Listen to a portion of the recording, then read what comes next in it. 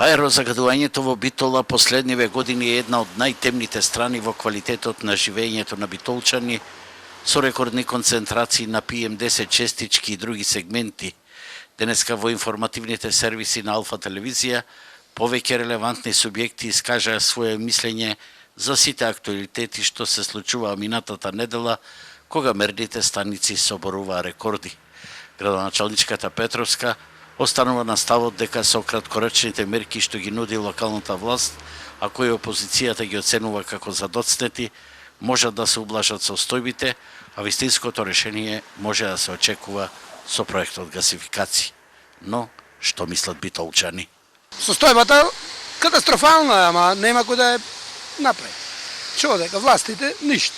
И порано се грееле на дрва и на ќумури, било се поштетно, ама сега нешто состојбата е алармантна, што сигурно нешто друго се гори, некој отпад, што допринесва до ова загадување и мислам дека редно е да станеме и не со мирен протест, туку да го кажеме нашето незадоволство, заради што се работи за нашиот живот сепак и за животот на нашите деца.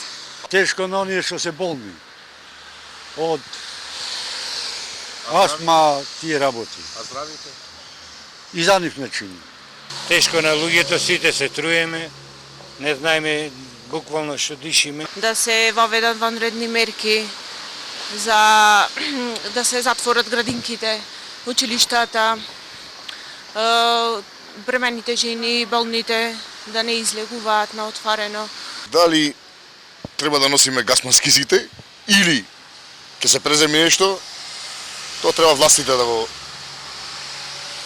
го направат. А што прават властите наши? Па моментално ништо.